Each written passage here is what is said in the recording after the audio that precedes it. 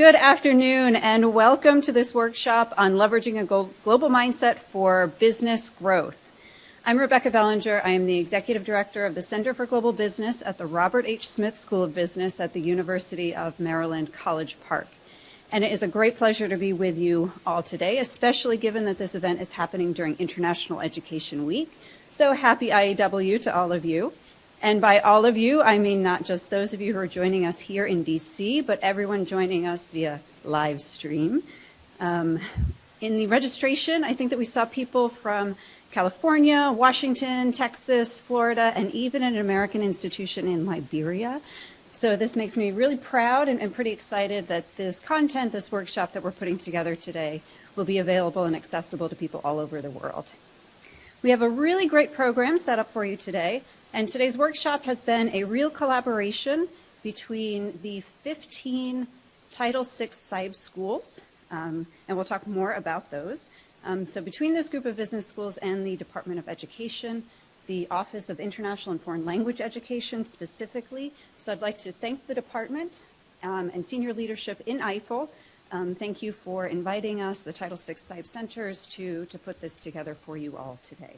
Before we get into the agenda, before we talk more about what we're going to be learning, I would like to invite Cheryl Gibbs, Senior Director of the Office of International and Foreign Language Education, up here to talk a little bit more about Title VI.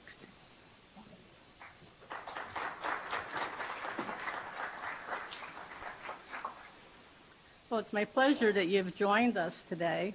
So often we want to describe our programs in the terms that they appear in the statute or the regulations, that can get kind of stale and boring. So I just want to kind of summarize that the Office of International and Foreign Language Education strengthens the international dimensions of the American education enterprise by administering Title VI and Fulbright-Hays programs. The Title VI programs were authorized under the Higher Education Act and the Fulbright-Hays under the Mutual and Cultural Exchange Act. But I think I'm speaking to the choir because you know what those programs do. So I want to focus on the fundamental impact of the international studies programs, the scholarly research that they do, the global business and foreign language training opportunities that they provide. And I think that the impact of that can best be embodied if we ask those programs, if we personify those programs as if they were people, and ask them the iconic Washington, D.C. question of identity and purpose. What do you do? What do you do? These programs would be able to respond confidently that they do three things. We strengthen the nation's capacity to understand and respond to issues of global significance and diverse perspectives. Based on our reputation and our history and our expertise, we produce graduates with international and foreign language expertise, international business acumen, and interdisciplinary breadth and depth necessary to succeed in the 21st century workforce. And most of all, we, Title VI and Fulbright-Hays, we make a difference. We make a difference in how people think critically. We make a difference in how the world communicates. And we make a difference in global competitiveness. The program that we are featuring today, the Centers for International Business Education, collectively, the centers have increased and promoted the nation's capacity for international understanding and economic enterprise for over 30 years. They improve American competitiveness and provide services and programs that help U.S. businesses succeed in the global market. Here are a couple of data points that highlight the impact of the SIBE program. And they did a study from 1989 to 2018, and these are some really impactful data points. Over that time, the program has served 30,350,000 students In 2017 and 2018, 280,813 were served. How many students were placed in international business positions? Over the course of 1989 to 2018, 199,000 students have been placed. Of that, the subset for 2018 has been 5,200 students. Students who have graduated with some concentration of IB training. Cumulatively, 445,000 students. In 2017, 2018 alone, 17,106. So these are some really impactful data.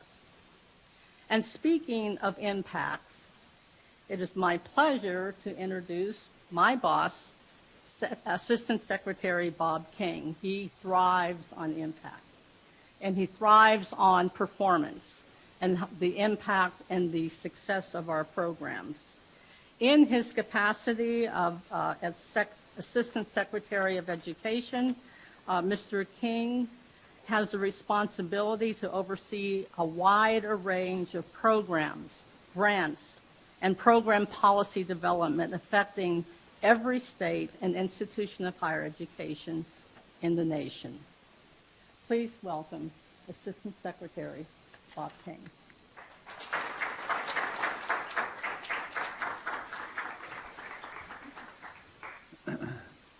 Well, good afternoon, and Cheryl, thank you, and Rebecca, thank you for giving me an opportunity to welcome everybody. I'm relatively new to the department and new to Washington, having spent my last 10 years in the great state of Kentucky, and before that in Arizona and New York. And so I've been a little bit nomadic in my travels, but during my time in higher education, one of the things that has always been of great interest to me is the very work that you do. The notion of reaching across the globe, one that has shrunk because of the availability of travel and communication and all of the technology that facilitates this. The need to understand other places, other people, other cultures, other languages becomes central to not just the needs of the nation, but the mission of our colleges and universities. I've always thought it'd be fabulous if we could get every student who attends a post-secondary institution to spend some time in a place other than the United States, a place that doesn't speak English, and a place who has culture and practices, including business practices, that may be very different from our own. Well, we don't get to do that for every student, but the fact that you are kind of at the tip of the spear of that enterprise is something that is of great interest to us at the department, obviously to the Congress through the creation of Title VI and the various programs that are funded through the auspices of that legislation. And the real challenge, it seems to me, is what was the reason to care about this? Part of it was economic, the notion that we want American businesses to thrive. And as we look across the globe, what we see increasingly is more and more countries moving from third world status to emerging economies to modern economies. There's a young woman in the back who works for me by the name of Shana Hilsey, who assisted me during my first 6 or 7 months here at the department. There's a rule that before you get confirmed by the Senate, you can't work in the part of the department you were assigned to lead. And so I was assigned to elementary and secondary. And during my time there, Shana and I spent a fair amount of time looking at the international assessments of student performance. The PISA, as some of you may be familiar with, is the acronym is the Program for International Student Assessment. And what you see when you look at that data is country after country, places that you would have never imagined, educating their people to levels now surpassing the levels that we're educating our kids to in this country. It's quite remarkable. But it also is saying to us that in those countries, they are building a middle class. They are building people and capacities to be able to accumulate or acquire things beyond just basic food and shelter.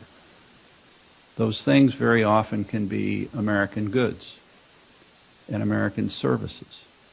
And so understanding how to communicate and do business and interact with people in literally every corner of the globe is vital. But there's also one other purpose that I would leave you with, and it was the thing that motivated a program that we developed when I was at SUNY in New York. And that is that I believe that the deeper our economic and business relationships are with a country, the less likely it is that we will go to war with that country. Think about that for a moment. And think about what we're seeing today going on in China. Right? I think everybody suspects or is concerned that there is a risk there that we will become, we already are, military competitors with this now emerging nation, although I will tell you in the most recent PISA results, they're now outperforming American students at scale in mathematics. And all of the things that flow from that, you understand. And so the question is, if we are going to become competitive in a military sense with China, in an economic sense, building business relationships there, in my judgment anyways, is a way to diminish the risk that that competition turns into something that we would not want. And so participating in the work that you do in preparing our young people, and sometimes not so young people, to actively engage and be prepared to engage around the world in the business activities that they learn in whatever discipline or type of business that they may be participating in. It seems to me is a great way to pave a path toward peace as opposed to a different result. So you may not think of what you do in those terms, but I do. And it increases the importance in my mind of the impact that you can have through the students that you educate and the programs that you develop and implement across your university. So I will stop there, but thank you for being there. I hope you find the program over the balance of the day helpful to you and your work. And again, Rebecca, to your organization, and Cheryl, thank you so much for giving me an opportunity to speak. Take care.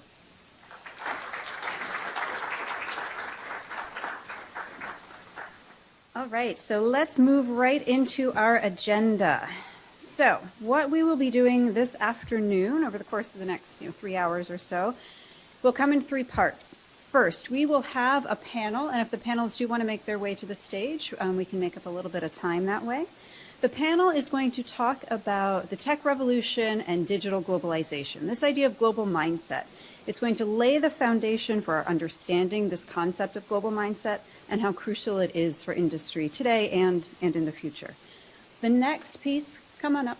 The next piece that we'll move right into is a workshop that will take this concept of global mindset and demonstrate how you might build it into your courses, your curriculum at your home institution.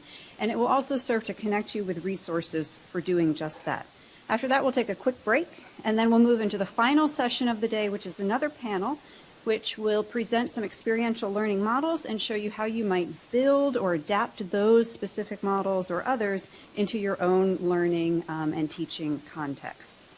We do have an evaluation on the table. Our goals for the day are built right into the sessions. So we hope to make a case for you as to why global mindset is important, first and foremost, connect you with resources to help you build global mindset into your own learning contexts, show you how to build or adapt experiential learning programs or models specifically, and then help you connect and network with others who might help you achieve your own internationalization goals. A couple of materials that we have available for you. I hope that you all picked up a booklet before you took your seat. You can follow through that booklet. There is a section that is meant for each one of the sessions. So there you'll find a couple of white pages as well to take notes on. But again, each session has a section in that booklet. For those of you who are joining us via live stream, I do believe the department and Carolyn Collins specifically emailed that out to everyone who had registered. If you didn't register and are looking for the booklet online, I do believe that it is attached to the Eventbrite page that you use to register or that you could have registered for the event at. The other thing that you can do if you're, again, joining us virtually, if you'd like access to this workbook throughout the duration of our presentation, go ahead and send an email to carolyncollins.ed.gov, and hopefully she'll get that out to you soon. This is meant to be an interactive event. Yes, we will have presenters up here sharing information, best practices, but it's meant to be a place for you to come and learn as well. So we encourage you to ask questions. Here in person, there'll be 2 mics, and we'll have those available to make sure that you are recorded for the live stream. And if you are, again, live streaming, you too can ask questions. Go ahead and tweet at GoGlobalEd. And we'll make sure that we can build those questions into the panel and the workshops as well. Also, if you are joining us live stream, if you wouldn't mind going ahead and tweeting, letting us know where you're joining us from, that will just make it a lot more fun. So without further ado, I would like to turn it over to the moderator for the panel. Manuel Serapio is Program Director of the CYB, or the Cyber Center out at University of Colorado, Denver, and Associate Professor of International Business and Entrepreneurship. I will turn it over to you. He'll talk more about the panel itself and moderate questions. Thank you. Thank you, Rebecca. Good afternoon. I would like to first thank the Department of Education for hosting this workshop, and to Rebecca and University of Maryland Cyber, thank you for organizing this. As Rebecca noted, that I serve as faculty director of our Center for International Business Education and Research at the University of Colorado, Denver, and associate professor of international business at our business school. And I am privileged to serve as moderator for this panel. We have selected the title of The Tech Revolution and Digital Globalization, Implications for Industry and International Education. I'm joined by 3 distinguished panelists. I'll say a few words about their background, but you have their extended bio, full bio, in the workshop booklet. So first, Pat Kirwan. He's the Director of Trade Promotion Coordinating Committee, Secretariat at the U.S. Department of Commerce. And in this capacity, he oversees 20 government organizations to implement our country's national export strategy. Rashida Peterson. Rashida is an entrepreneur, CEO, and founder of an international venture called 1847 Philanthropic, and it's a very interesting venture that matches resources here, the diaspora, with vetted organizations overseas. And Mike Petchel. Mike Petchel is a graduate of CU Denver. He is currently country manager of South Pacific and military sales outside of the U.S. For Molson Coors Beverage Company. And while he was at CU Denver, Mike started a program there called Boots to Suits, helping military and veterans transition from military life to professional life. And we have extended that to the last mile to international professional careers. And, Michael has been very, very active in our programs, and in fact is a beneficiary of U.S. Department of Education cyber-sponsored, programs. Thank you very much, for joining this panel. Let me just say a few words about this panel, and then I'll turn it over to Pat, to start the discussion, on our first item of business. Last March, I had the opportunity to meet with Dr. Tim Duval, and he mentioned to me that the department was thinking of putting together, this panel. So I suggested maybe we should also incorporate the context of digital globalization in our conversation as we discuss global mindset. I think most of you will agree that we have entered a new phase in globalization. McKinsey calls it Globalization 3.0. And what that means is that this is really, the younger generation's globalization, not my generation's globalization. What is moving cross-border is not just products and services and capital, but you're increasingly seeing a cross-border movement of data, information, and knowledge. The players are no longer just the large multinational companies, but the players include born global enterprises, international new ventures, and even individuals who are increasingly playing a role in international business. Innovation flows from both directions, developed to emerging economies, emerging to developed economies, as well as from among emerging economies. And when you talk about digital globalization, it's also about the speed of transaction, global access to information, and the digital infrastructure has become an important piece of this globalization space. So it's a very, very exciting time, to be doing international business. So in this panel, we're going to discuss these developments, but then ask the question, what does global mindset mean in the context of this new globalization? So with that, I would like to start with that question. And, first, Pat, if you could, address this question and the challenges and the opportunities that you see, that digital globalization, how is it impacting the work that you're doing? Thank you, and also thank you to the Department of Education for putting this on, and Rebecca, of course, as always, for being a real leader in this area.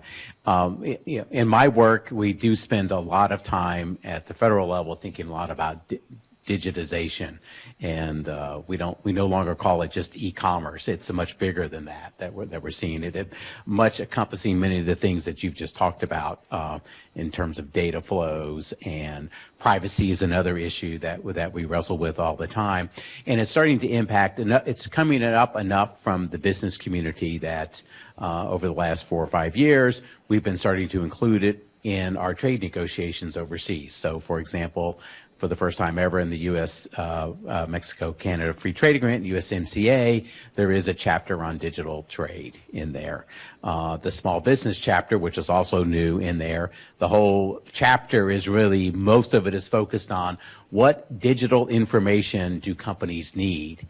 How do we supply the information for U.S. companies so that they can navigate, and Canadian and Mexican companies so that they can navigate all the information and the regulatory requirements that they have to adhere to take advantage of the agreement digitally.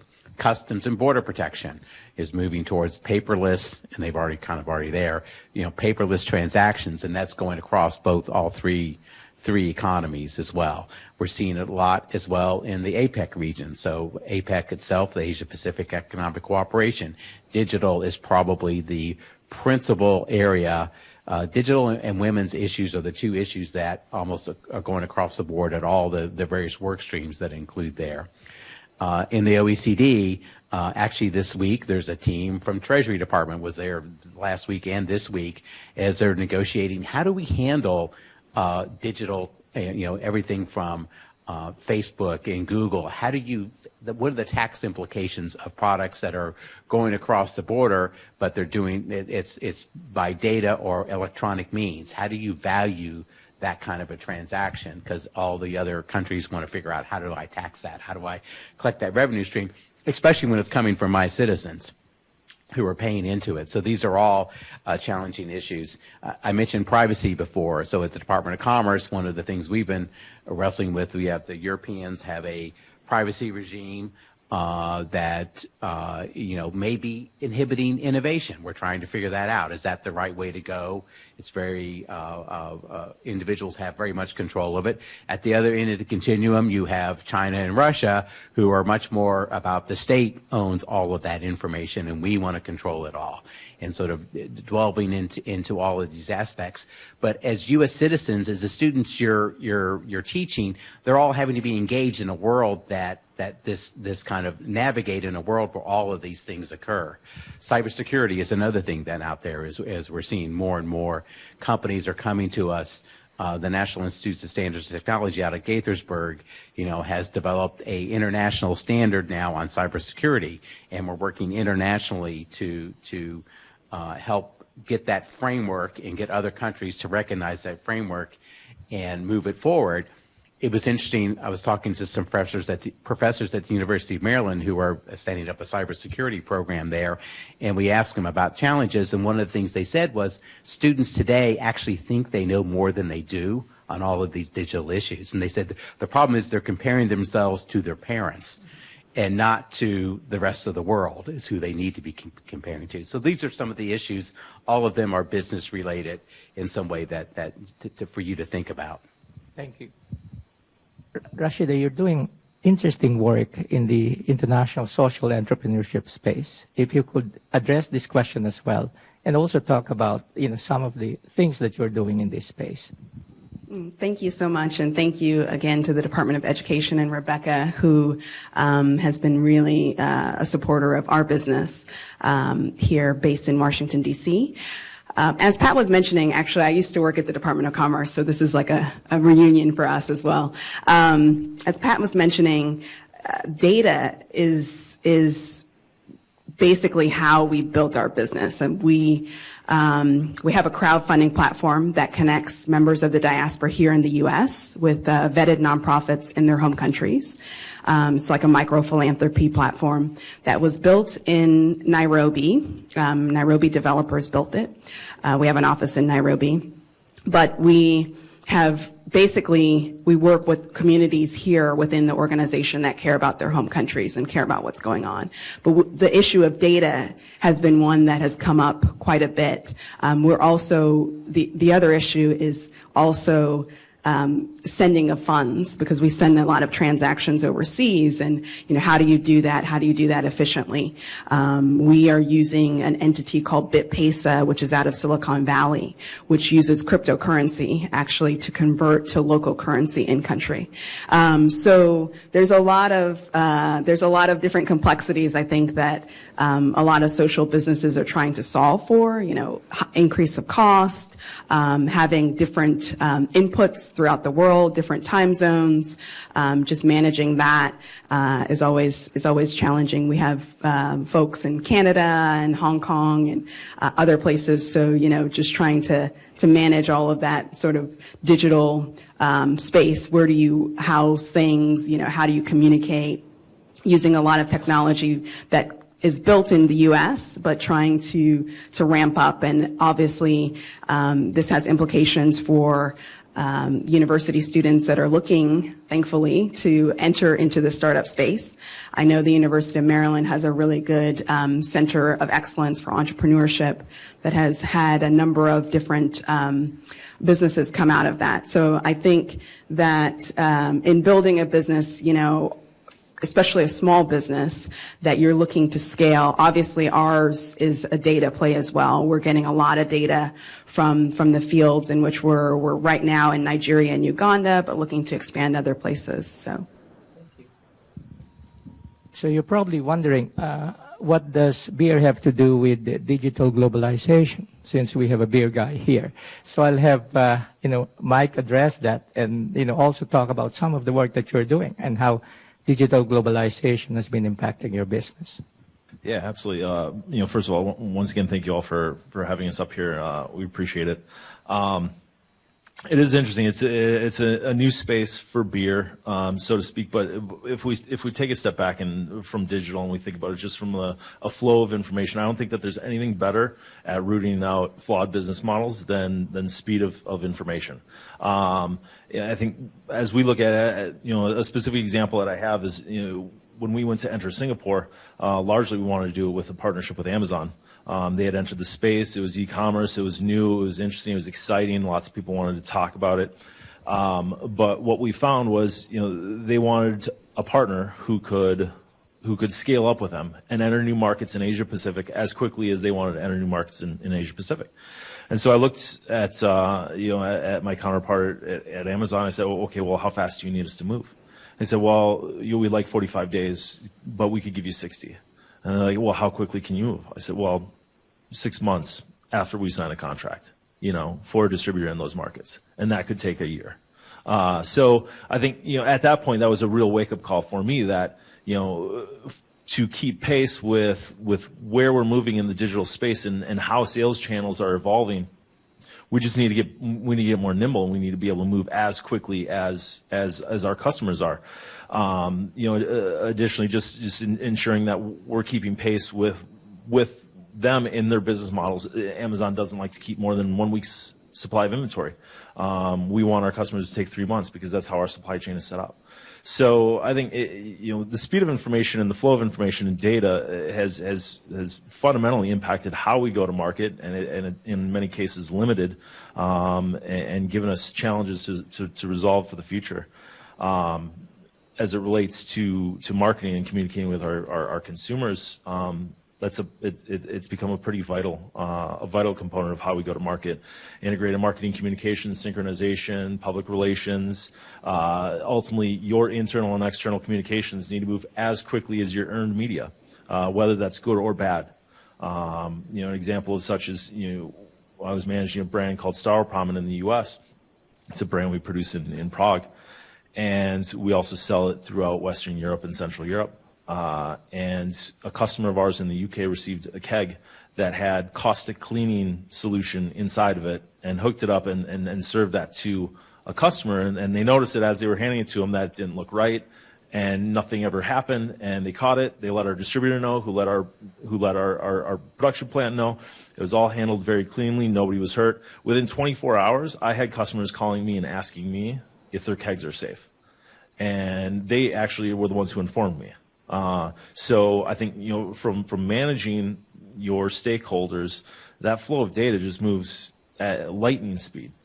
So I think, when we think about it, sure, we're not maybe consuming beer via digital channels or we sell beer via e-commerce, but I think the biggest piece for us is understanding the marketing communications piece, understanding how it impacts how we go to market, who we go to market with, how our back end and upstream supply chain operations need to be structured in order to effectively do business and move across markets. So, thank you. So, three things that you pointed out that digital globalization, we're looking at digital global e-commerce, all relates to global buy and sell, global transport, global pay, and on top of that, regulating this new mode of cross-border transactions. But you mentioned to me during earlier conversation that you were introducing a new position in the department. If you could, tell us more about this. Yeah. So what we've one of the things, because of demands, and actually it's interesting, both of you have touched upon issues that we hear a lot from U.S. companies, like what platform? Like you chose Amazon for Singapore. If you're going to Thailand, you'd use Facebook. If you're going to the UK, I don't know about beer, but for other areas, eBay is actually the predominant platform that they use for selling. So, bringing that awareness to U.S. companies is something that in the Department of Commerce, we started hearing more and more from the 33,000 companies we work with, sort of like, can you help me get into these markets? And especially if I'm using a digital sales channel, what do I do? How do I get in there? And there were other non-U.S. platforms out there or sales distribution channel. So in trying to figure out how to get at that and think about that in a really more strategic way with the overlay of the regulatory piece on all that, on privacy issues, we created positions called the digital attache. So the Commerce Department, we've got people in about 79 countries around the world, commercial officers who are really helping U.S. companies, but they also deal a lot with trade policy as well. And so they are working to figure out what are the regulatory issues. I talked about privacy, what are the main sales platforms? How do I do currency? How do I make sure U.S. companies, the companies are getting paid, and sort of the system that they use there.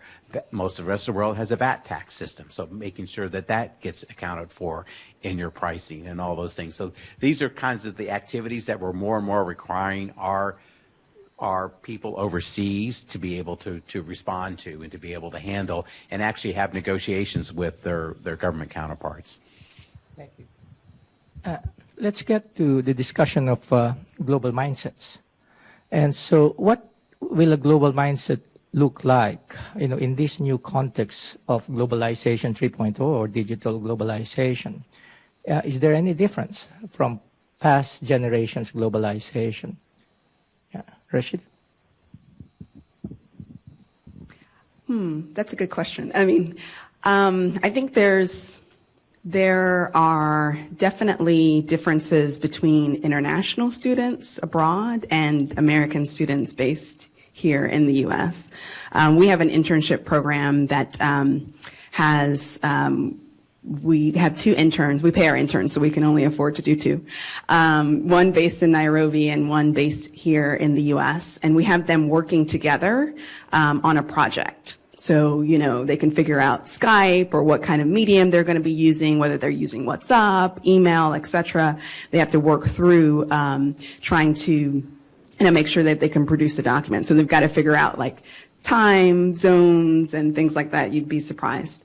Oh, they weren't on the call. I'm like, did you know that it was 8 hours ahead? And they're like, oh yeah, okay. So what I've noticed is that on the particularly my business focuses on Africa.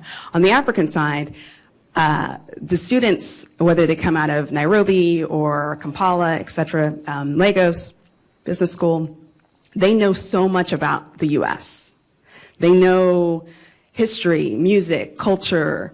It's almost like they're chomping at the bit. They're like, yeah, no, we got it, everything. On the U.S. side, it's really been a struggle getting folks who are able to have the cultural competency to work on the other side, to, know where Uganda is, to know where, what their experience might be in the country. And so I think that we've got I think that it's a good thing that we have programs like we do, that the Department of Education is working on that, because for sure I have noticed there is a difference there between our own students that we've worked with. From the perspective of, having a global mindset, I think that, as I mentioned before, I went to the University of Maryland, College Park, and at the time when I was going there, language and sort of just, like you said, this global mindset was kind of an aside. It was like hardcore marketing, sales, finance, statistics, econ, etc. And then if you want to take this foreign language, great. Good luck. Or if you want to do this, good luck. But now I think it's really starting to be essential that is part of, the business school for sure, but in other schools as well, public policy, others. Because if you don't really have that, everything is not America now. It's the global. And so I think that we've really got to catch up in that regard. Thank you, Rashida.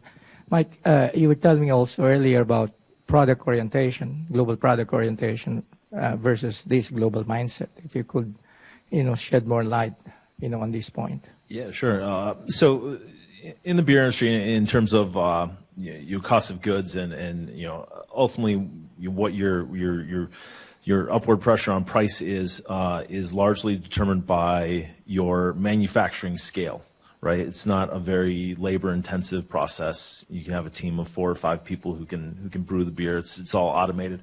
So we get into this mindset that, well, we can just produce everything here in the U.S. and then we can just ship it to whatever market we need to get it into. The problem is that we've become very product oriented in how we do business, right? A lot of markets in other parts of the world don't drink 30 packs of Coors Light as much as I would like them to, but they just don't. So an example of this is in Singapore.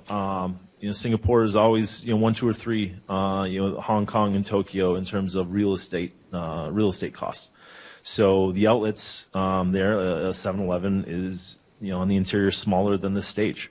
And so you walk into there and you simply ask them, okay, so well, how important is revenue per square foot to you? And so it's paramount importance. It's the only thing that we're measured on is driving revenue per square foot, which means that you have to have a lot of turn. You need to move product as quickly as possible. It also means you don't have large pack sizes. You have small pack sizes, more purchases by consumers, and we're starting to see that a little bit in the U.S. here. But understanding how your consumer purchases your product, uses your product, or otherwise engages with your product varies wildly across contexts, across markets, and understanding that and becoming more consumer and customer focused and actually working to solve problems is where we need to move closer to and where we have been working diligently to move closer to, as opposed to simply just producing a product here that we sell to U.S. consumers in our massive liquor stores and then shipping them over to a country which may not even have refrigeration. So I think it's having a global mindset is certainly something that is a top priority from my perspective on how to move not just our business forward, but all businesses as we're increasingly becoming more of a global economy. So, thank you. In the process of preparing for this panel, what I did was I approached about a dozen of my colleagues in the cyber community and also a couple of fellows from the Academy of International Business. And I asked them the same question that we are talking about in this panel. And they came back, again, with very, very useful answers. And I can put it into 2 perspectives, which pretty much mirrors what's in the literature. One is the cultural perspective, cultural diversity perspective, that says that because there are cultural differences, a global mindset entails the ability to address differences, to leverage similarities, and to connect opposite viewpoints. Others emphasize the strategic diversity perspective. And that perspective says that because companies have operations in different parts of the world, often there is this ongoing tension between home country and the host market. And so what global mindset entails in this particular case is the ability to bridge these differences by having what some scholars refer to as a geocentric mindset or a transnational mindset. And so I think pretty much, and we have Roberto following us after the panel to talk more about global mindset. But then I had one colleague who I work with very closely who came back with an answer which was really a non-answer. And she said, I really can't help you here, Manuel, because I've looked at the literature and I've asked a colleague of mine who does a lot of work in this particular area, and I'm not satisfied with the definition. I've not had the chance to follow up with this colleague, because of our schedules. But that struck me because I think what she's saying here is, there's something here that's missing, that we have to expand the conversation. And that connected, with me because this is one of the things that we're struggling with. What is that global mindset in this, current context of, digital globalization? And I'll get back to that point, but I thought I'll share that, with you. In this context, then, what kinds of things should we be doing in our program if you're advising, informing us on the design of our program what should we be doing to better prepare our students? For example, Pat, what's the job description like for this digital attaché, right? Well, a couple things.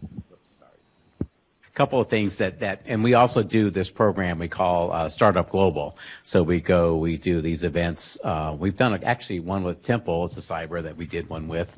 We've also done other universities such as Pitt and Carnegie Mellon and Hofstra, where we sort of do a half-day session on for new startup, for accelerator kinds of companies. We call it Startup Global, but it's really not about startups. It's about companies that are already making stuff, where we go through the international landscape with them. We bring other companies that are already exporting or doing international trade onto the stage to talk about to tell their stories and sort of pitfalls they run into.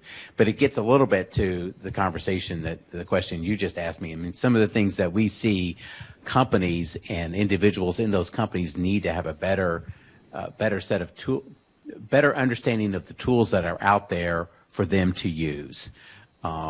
We did a session in Chile recently with Chilean entrepreneurs, and it was interesting the number of, we did it with Facebook, and Facebook brought a whole slew of women entrepreneurs who are selling internationally, but using Facebook as their platform.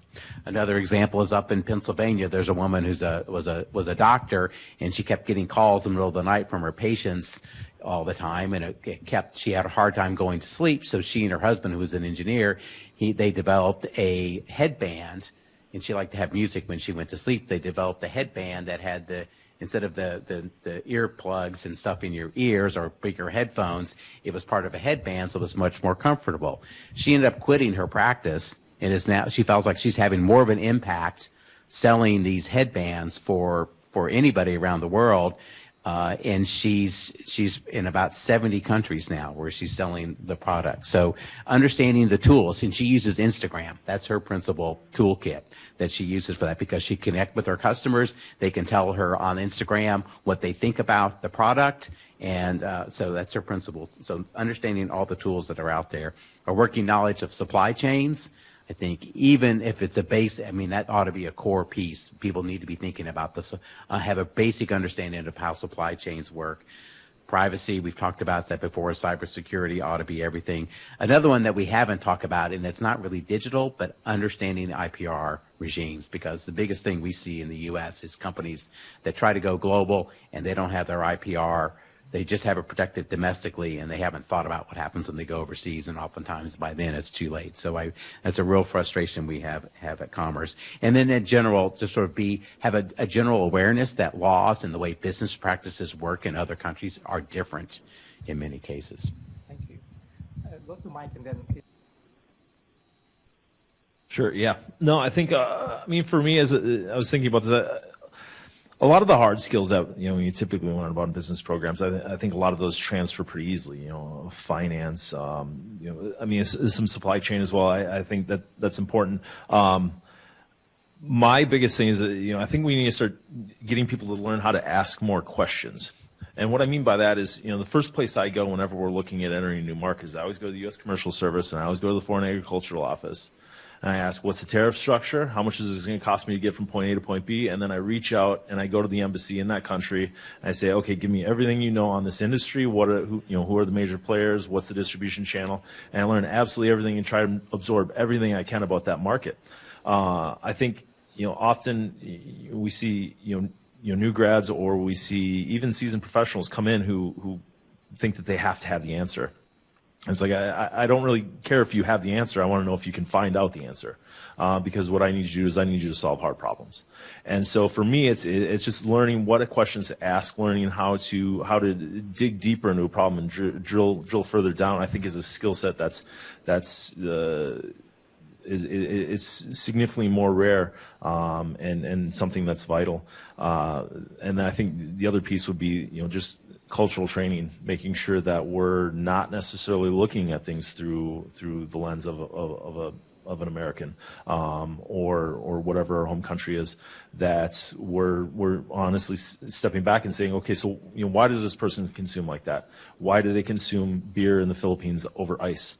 Why do they want beer, below freezing temperature? Because they don't have a lot of air conditioning and it's hot and humid in the Philippines. So maybe we should think about how we bring a product to the market like that. So I think just understanding that, from a cultural perspective and looking at through other lenses, combined with learning how to ask more questions and just think through things are two skills that I would consider in high demand.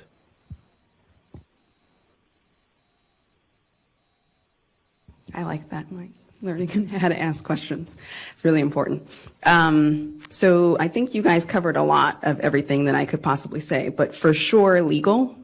We've had a lot of legal, I wouldn't say challenges, but more just an understanding of, like, to your point about asking questions, you may not have the answers, but trying to figure out, like, what is the structure, where might we have some issues, even with using Instagram or Facebook to sell your product. Now, a lot of countries not just have VAT, but they also have taxes on social media now. I'm not sure if folks are aware of that, but these types of things can affect your business, and just being able to anticipate where there could be issues is really critical. And then I'm also going to go back to the foreign language, because it's just, to me, something that is, cannot be understated. We just have to focus on that. I think once I do believe that some of the cultural questions, if you understand the language and you can communicate with someone in a language that is not just English, you get a lot of those cues that you wouldn't necessarily get if you are speaking through a translator or you're trying to negotiate terms of an agreement or things like that. So I will just stop there, but emphasize on the foreign language piece. Thank you. I would like to leave some time for questions. What I would like to do is just make the following observations. Again, from our discussion here, I think it's clear to me that more than ever, global mindset is very, very important in this dynamic, digital, disrupted, global economy. However, I think we should continue and expand this conversation, as to what that really means, in this, new context. And let me just leave you with a few questions, to think about, for panelists and for our audience here. And so a lot of the work related to, again, having this global mindset and practicing the global mindset it relates to country diversity, as I mentioned earlier, and company strategic diversity. But now we have overlaid into this another space, which is the digital space. What does that mean for global mindset? Second thing, and a related topic to this, has to do with internal intelligence versus external intelligence. So when, again, you look at the literature here, we talk about psychological intelligence, social intelligence, emotional intelligence as very, very important when you do your business across borders. But now with this digital globalization, there is another type of intelligence that is external, to the person. How do you manage this? And how do you leverage it, again, to be more successful in international business practice? Third, as educators, I've spent about 30 years working with my students and telling them what is essential for you to be prepared in international business. Many of them are young. They belong to the millennial generation. But I think today the tables are turned. And so we should be learning from these students. What are they doing to successfully navigate the opportunities and challenges that this new context brings, this so-called Globalization 3.0. So with that, we'll end the discussion. And do we have time for questions? A couple of questions, please. Hey, does anybody have any questions? If so, raise your hand and I'll bring you the mic.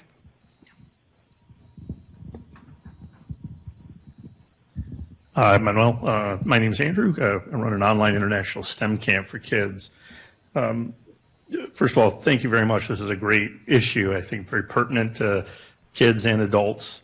Do you think that actually operating globally helps people maybe shed mental models or mindsets that we might have inside of our own culture?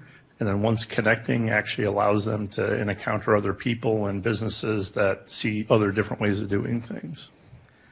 I'll answer that and then also request our panelists to address that if you'd like to. And I turned to Mr. Pete Coors here, who is from the Pete Coors family, from the Coors family. And I did some work for them about 20 years ago. And his response to me was that they're doing international to make them better marketers at home. And so it's not really for their international business, but to sharpen, their operations domestically. I have remembered that response ever since, and that's the response that I'll offer to you. Any? I guess, and just in general, we find that having people that are able to negotiate or talk to others from, other countries I agree with the observation from Mr. Coors, but a lot of companies find that they're more competitive. The more international they are, means their products and services here domestically also are more competitive. And we see that across the board. U.S. companies who go international go bankrupt less frequently. They tend to pay their workers about 18% higher in wages, and their productivity is much higher. So that sort of engaging internationally, I think, helps the company. I'm speaking from a company perspective, not the individual employee of the company, but it helps them become much more competitive. Okay, does anybody else have any other questions? When all of you mentioned platforms through which to sell, I noticed they were all American platforms. And my question was related to the fact that there are multiple, but at least two big ecosystems, Alibaba and others at one end. So if you were to tell students about, first one was, there are different platforms in different countries, so many of them American, but if you had to talk to them about the full range of options, what would you tell them? Kisla, in our program at CU Denver, our cyber has made a big, ambitious promise to our students. And the promise is we will prepare you for this new world of digital globalization. We made the promise, but we're continuing to work on this. We're trying to figure out, what that means, and we've had conversation on this. So what we do is we don't tell them, we take them to Alibaba and to Hangzhou. In fact, we have a group of students actually going there so that they get to understand and they get to experience what, China is doing in the area of global e-commerce. And when we did this for faculty and for business people, they come back and they say, this is an eye-opening experience. As the Deputy Assistant Secretary mentioned, they are so well advanced in the field of global e-commerce. Last week was Singles Day. They had $38 billion in sales, in gross revenue for that particular day. It is a created, opportunity. And so the net of this, I think, is what happens here, is that it gives them what we believe is the essential element in that global mindset, which is alertness, to be alert, to opportunities. And I think the best way to do this is for them to experience it. Can I add something to the Alibaba comment? So interestingly enough, I was just in Ghana, just got back yesterday, and Jack Ma was there doing a African business heroes competition of $1 million for African tech companies. And interesting thing that I was probably one of 3 Americans there, but the very interesting thing that I was like, wow, they're serious. So they brought probably about 30 or 40 Chinese companies so that they could interact with the African companies. And there were also Chinese investors there as well. it was amazing. I mean, there was probably 400 companies from all throughout Africa that were there, and they were just interacting with Alibaba and basically all of their suppliers and financiers. So they're definitely doing something right over there. Yeah, go ahead. Oh, the only thing I was going to say, yeah, so we absolutely, that's why I made my comments. I talked about U.S. companies as a platform because I think everybody recognizes those, but it varies from market to market. So we are agnostic, and when we go, what is the best sales channel for you? That's what we advise companies on and talk to them about. So it's not always the ones I would make. The one thing I would add on to what Rashida said, what we talked about in Alibaba is, it's very important, again, asking questions. What happens to my data? Where does my data reside? And that's important. Who has control of your data and the value of that data? And so making sure when you get in bed with Alibaba, you understand where that data is going to go and what you have control over and what you don't have control over. So make sure your students ask all of these kinds of questions because the data ends up being very valuable. Yeah. I would agree. I think to that point, we had a significant success in Singapore, and to another point, we significantly failed in terms of e-commerce in Singapore. I would say that e-commerce is kind of this thing that once everybody says it, like the room goes silent, right? And it's like, oh, e-commerce, yeah, that's where we want to be. And my guidance would be this: it's a sales channel, just like any other sales channel. And you need to evaluate its appropriateness for your product and offering. We walked into Singapore, on the heels of a deal with Amazon, and they said, well, we want some exclusivity.